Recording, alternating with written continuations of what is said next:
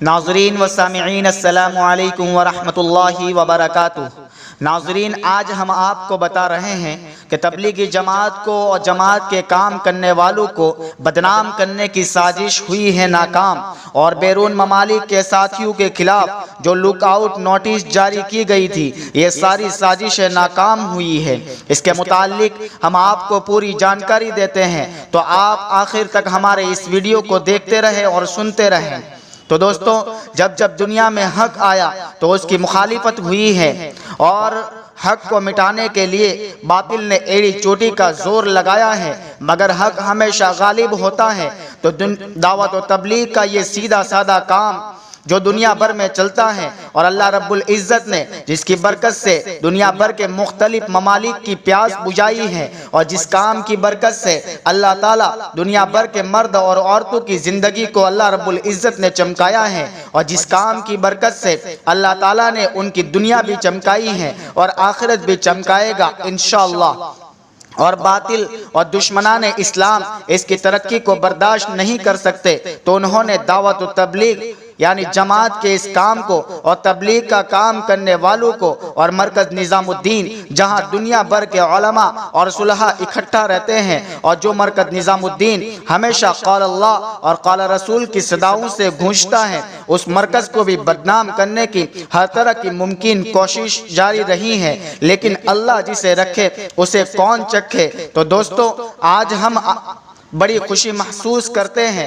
اس بات کو بتاتے ہوئے کہ 35 ممالک کے جماعت کے ساتھیوں کے خلاف جو لک آؤٹ نوٹس جاری کی گئی تھی، وہ نوٹس کیندر سرکار نے واپس لی ہے، اور اللہ کے کرم سے یہ خبر ایک ہندی اخبار میں بھی چھپی ہے۔ لیکن اخبار والے جب جماعت کو اور جماعت کے کام کرنے والوں کو اور علماء کو بدنام کرنے کی بات ہوتی ہے، تو اس کو بڑے پیج پر اور بڑے الفاظ سے اور بڑی تصاویر میں لکھتے ہیں، اور جب کوئی ایسی بات ہوتی ہے تو اس کو چھوٹے سے اخبار میں اور اخبار کی بہت سی چھوٹے سے حصے میں اور بہت ہی چھوٹے چھوٹے الفاظ سے اس کو لکھتے ہیں۔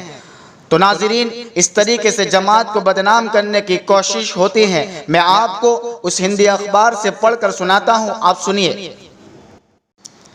کیندر سرکار نے جمعرات کو سپریم کورٹ نے بتایا کہ تبلیغی جماعت کی گتی ویدیو سے جڑے کچھ ودیشیوں کے خلاف جاری لک آؤٹ نوٹس واپس لے لیے گئے ہیں۔ 35 دیشوں کے ناگرکوں کو بلیک لسٹ میں کرنے والے سرکار کے آدیش کو اس سبھی ودیشیوں نے سپریم کورٹ میں چنوتی دی تھی، جس میں انہیں ایک بڑی کامیابی حاصل ہوئی ہے۔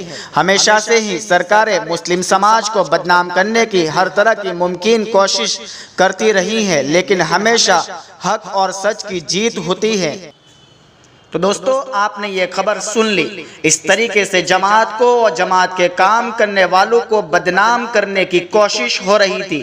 جس وقت لاک ڈاؤن چل رہا تھا، اس وقت یہ خبر اخبار وغیرہ میں چھپی تھی۔ اس وقت لوگ بڑے چیخ رہے تھے اور چلا چلا کے کہہ رہے تھے، جماعت کے کام کو بدنام کرنے کی کوشش کر رہے تھے۔ لیکن آج جب یہ خبر اخبار میں چھپی ہے تو بالکل چھوٹے سے الفاظ میں چھپی ہے، اور کوئی اس کو شیئر نہیں کر رہا ہے، کوئی اس کو لوگوں میں پھیلا نہیں رہا ہے۔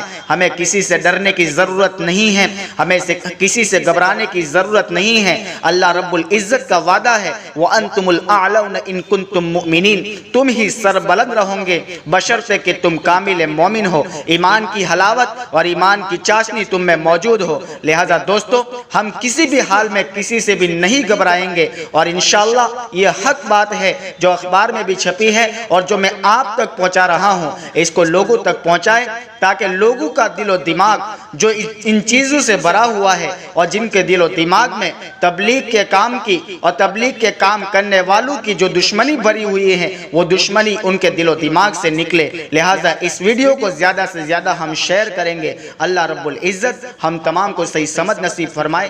آمین۔ السلام علیکم ورحمۃ اللہ وبرکاتہ۔